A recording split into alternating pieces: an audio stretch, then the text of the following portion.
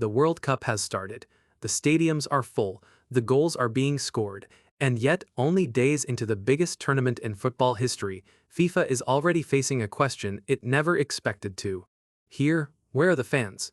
Not the ones on television, and not the ones inside the stadiums, the millions of international supporters that host cities, hotels, airlines, and local businesses were told to prepare for.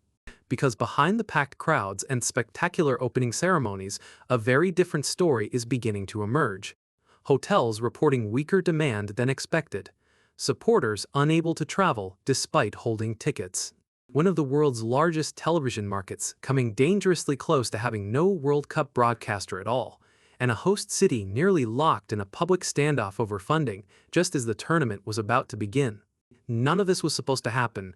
FIFA spent years selling World Cup 2026 as the biggest, most inclusive, and most successful tournament football had ever seen.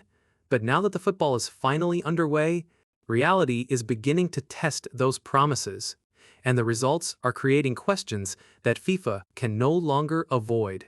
Long before the first ball was kicked, FIFA sold the world a vision, the biggest World Cup in history. More teams, more countries, more supporters, more economic activity, more global attention. Host cities embraced that vision, hotels expanded capacity, businesses hired staff, tourism industries prepared for an unprecedented surge of visitors. FIFA's leadership described the tournament in historic terms, not simply as another World Cup, but as a transformational event capable of generating tens of billions of dollars in economic impact. Expectations grew alongside the tournament itself, and for years there was little reason to doubt them. The World Cup had always delivered crowds. It had always delivered demand.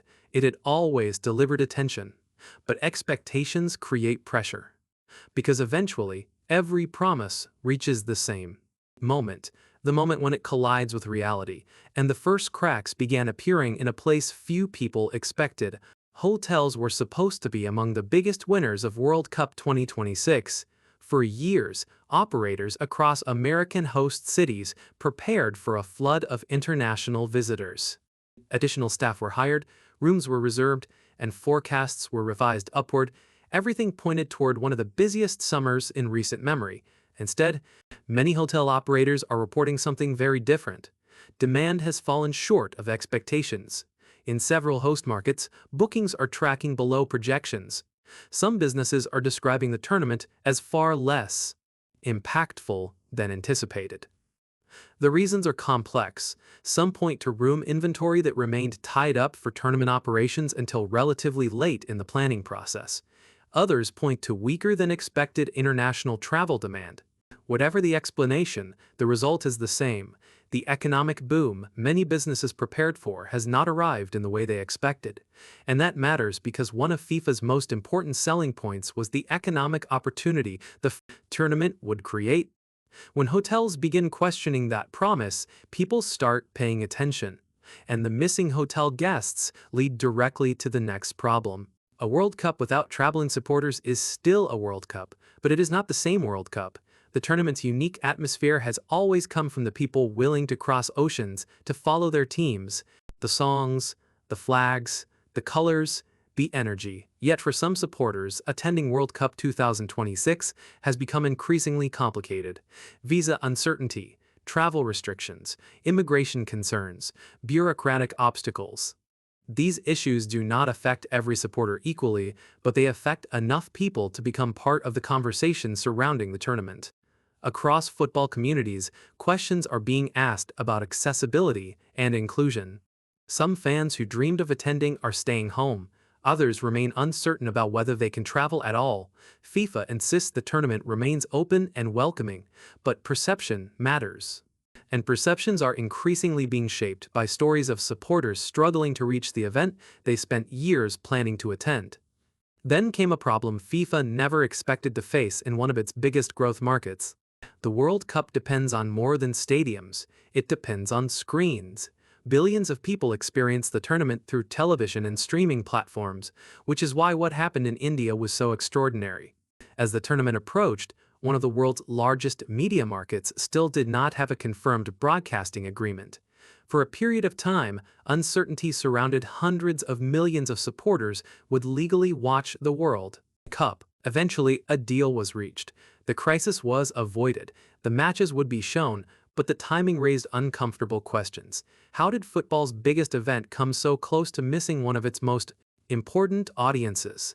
The situation exposed growing tension between FIFA's commercial ambitions and the realities of local media markets. And while the problem was ultimately solved, it became another example of a broader pattern.